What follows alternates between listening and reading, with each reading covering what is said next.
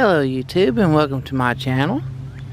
This will be the first part of many and what will probably be a own running series as I'm gonna actually do my build on my Jeep.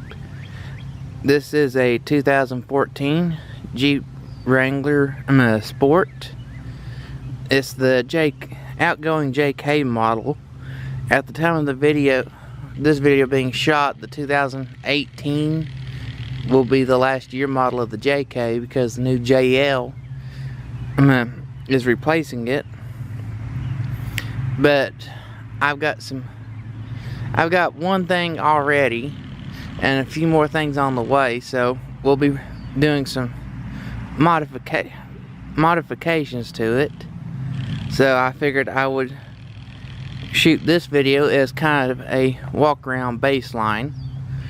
I don't know if it's going to show in the video or not, but just kind of I'm gonna overlook if you see a few little dirt spots and such. It is a daily driver for work, and yesterday we did spend most of the day tooling around in it. So as you can see, it's I ended up with a white one, which, to be honest, with the factory black fenders, bumper, I did get the 3-piece hardtop. As you can see, this is the 2-door variant, the original style. Now, this is one of the things that I kind of like about it, is that I think they call these the Moab wheels. It was an optional buy-up package.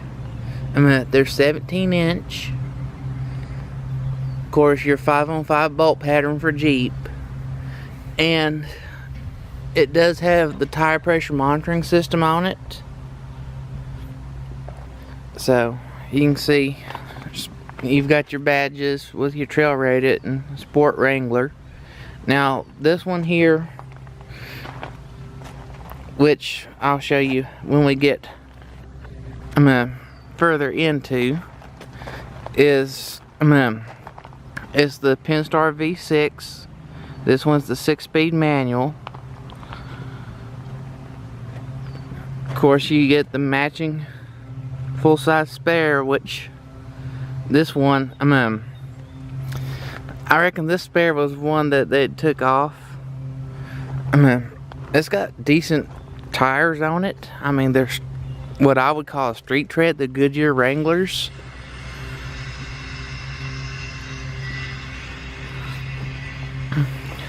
So, but they work pretty well.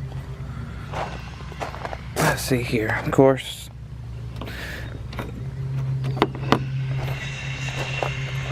one of the things about the Jeep is the kind of unique hood latch setup. So here's the engine bay. Of course, you've got a great big cover over that. It says Jeep V6.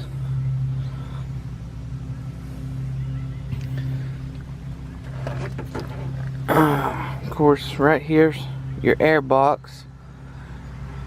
It does point up, so effectively, as far as water fording, mud holes and such, basically the bottom of your hood line, you should be fairly safe, but it being right on the front is the only thing that ever worries me. Because, of course, that's where you're going to nose over and it's going to be deepest. So, we'll go to the inside now.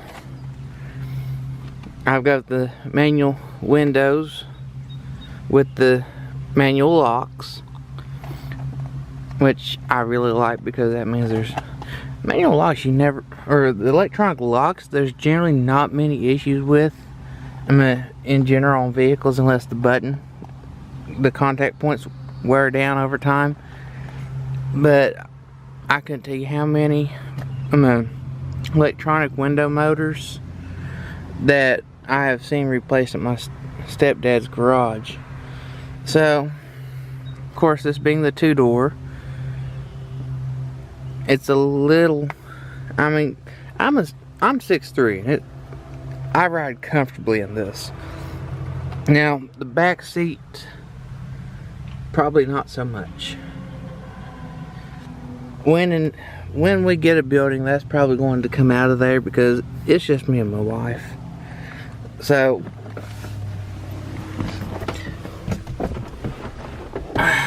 there's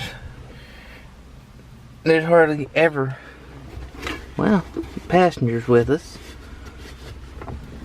So, as you can see, it's a 6-speed. It has your shift pattern on top. Let me take my hand out of the lanyard. Now, one thing about the Jeeps is that they have really good heat. As long as you don't put the wrong kind of coolant in and it gums up everything. But this is for your rear defrost, which is only on the hardtop. Of course, push that to turn your AC on. I think this is your recirculate. Your vents are kind of nice. They turn like that. This one is equipped with the Sirius XM satellite, which I had when I got it, and then the subscription ran out. I've just not gotten to renewing that. Like I said, this is the 3-piece hardtop. I've had this off once. It probably takes about 5 minutes to take it off and put it on.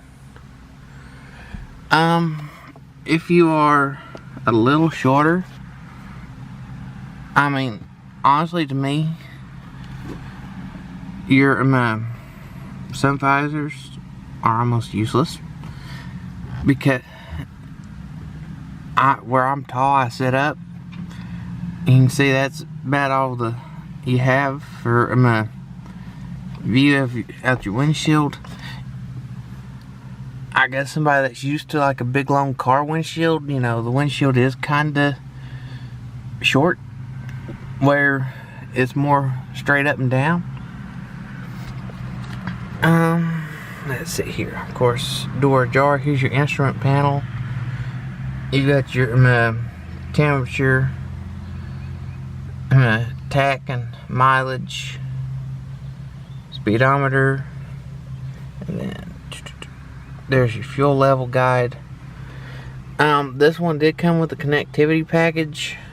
So on the back side, I have a rocker buttons to go through your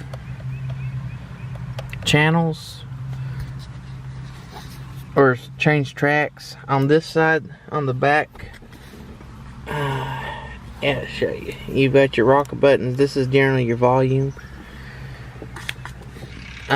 This one has coast or cruise control on it. So on, set it, resume if you have to brake, and then go back to your preset speed. Of course, cancel. Slows down 1 to 5 mile per hour increments. Speed up. With the connectivity, this one here, you can push your button on the wheel for dash. You can connect your phone to it, so that would be to answer. And then this is kind of like your home key, and then menu scrolls you through your options on your in-dash display. Of course, directional buttons for adjusting things, which, there we go. The Jeeps, where the doors are, the way they're designed, you kind of have to slam them a little bit to get them to shut well. Of course, you have your Jeep logo. So I usually just keep it on compass, which I can't show you in this video because I'm not going, but I usually keep it on compass, which gives you your direction that you're pointed, your degrees.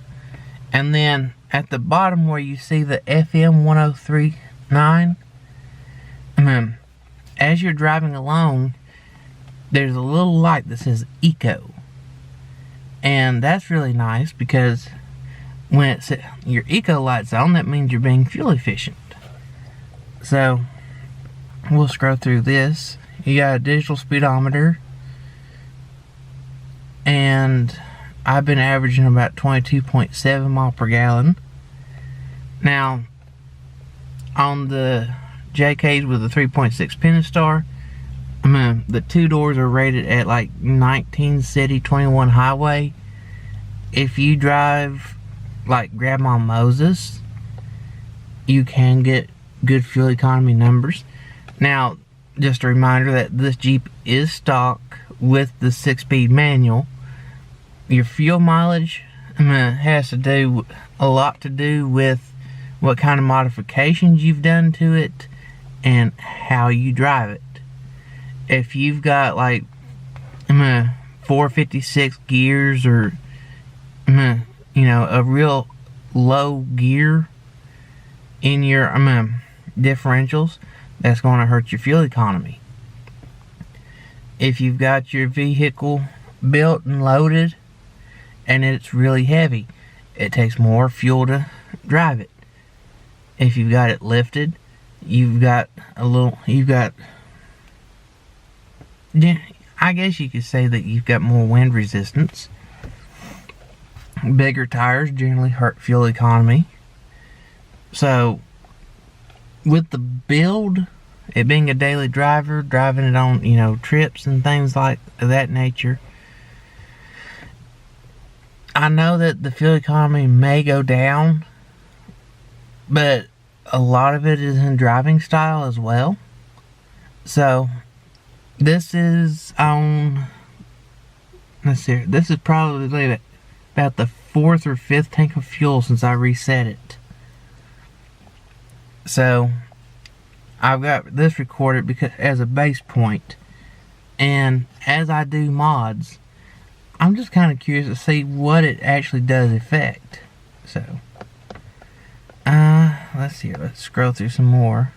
It tells you how many miles you have till empty, which is kind of nice. Now, at roughly the mile per gallon I'm getting, you've got about a 350 plus mile range on this. Of course, with your tire pressure monitoring system, factory spec on this one was 37 psi. If it drops down below that, it will trip the light. It's kind of nice off-road when you are aired down because it will trip. I've been airing down to around 26, 28 psi, just for, you know, light off-roading, and it will trip the sensors. It will go to this screen, and it's kind of nice off-road because it allows you to keep an eye on your tires. It's got like a hour meter, vehicle info.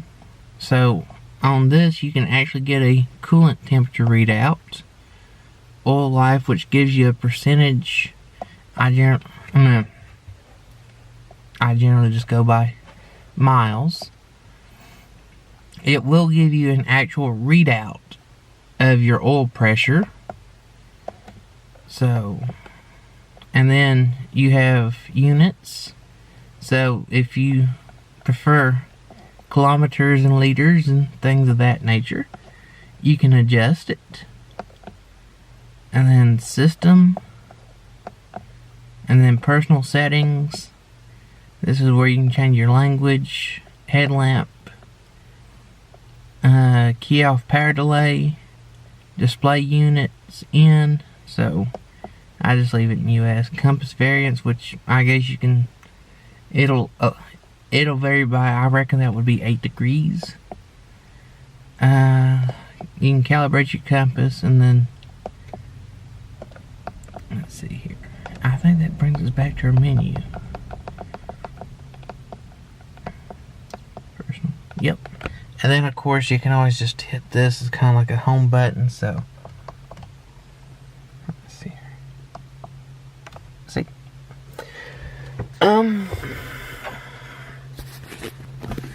Lockable storage. Your center console locks. Your glove box locks. Your passenger has a Jesus handle, which I call it that because when you're off-road, your passenger, and you start getting on some off-camber stuff, your passenger's going to grab hold of that and go, "Oh Lord Jesus, please don't let this fool kill me." I know. Thousands of comedians out of work, and I'm trying to be one. Right down here's your traction control. I generally leave it on. Hazard flasher. You've got a USB. Well, I've got a USB power port in, but you've got your 12-volt outlet here, which is on when the key's on. Down inside here, right here, you have another 12-volt outlet. I guess I could show this. Which this is actually hot all the time. So don't put something on that's going to drain your battery if you leave your vehicle off overnight or something like that. Of course, cup holders. You've got cup holders back here. Handbrake. This is your selector lever. You've got two-wheel drive,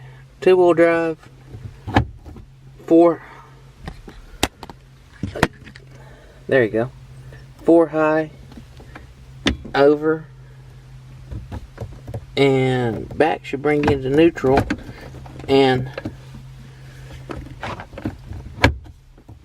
there we go, 2 high, and then all the way back through neutral will bring you into 4 low. Now, per the owner's manual, you should be rolling 2 to 3 miles an hour is what it says when you engage 4 low in these. If you're in the manual, depress the clutch to disengage the drivetrain. If you're in the automatic, shift to neutral, so that way you can roll with the drivetrain disengaged, and it should go in. Like I said, that's per the owner's manual. So, got these little cargo net pockets on each side, on each door. Of course, you've got one here. Let's go to the passenger side, which I'm probably running this way longer than it needs to be.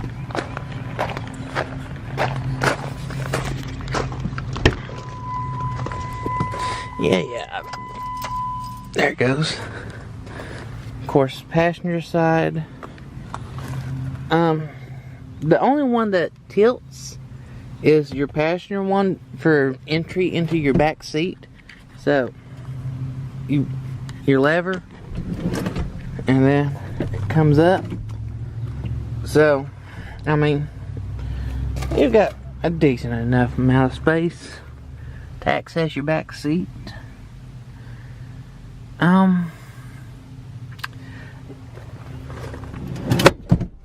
One thing that kind of irks me is that you put it back, that's where it goes. You have to pull the lever and push. Oh, sorry folks. To put it back where it was at. It doesn't just automatically go back. And then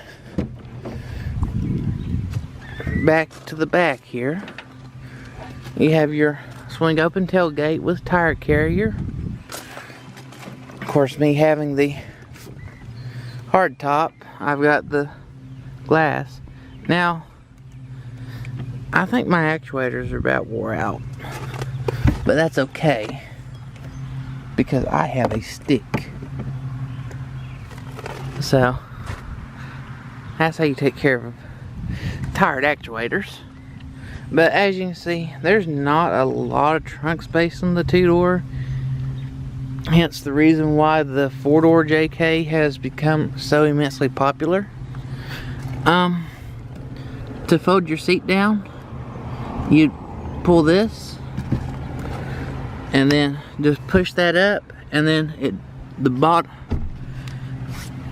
will detach and it'll just fold right up. So that does give you more space.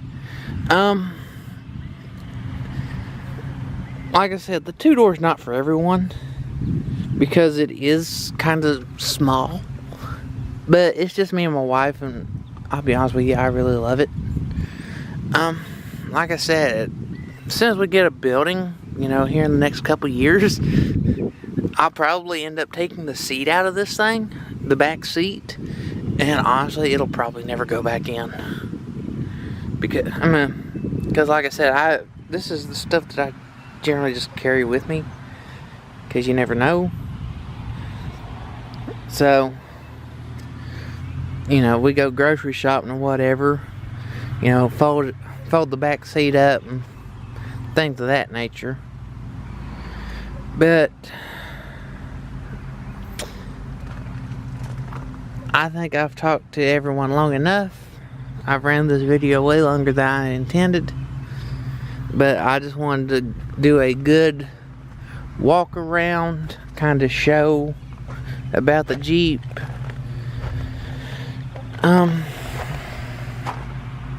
That way, it's kind of like the, you know, introduction into it before I start with my modifications, kind of personalizing the Jeep. So I want to thank everyone for taking the time to watch this and listen to me ramble on. If you're still with me, please give me a like, and if you want to see what I'm getting ready to do to this Jeep, why don't you hit the subscribe button so you can find me again. Thank you everyone for watching, and have a good day.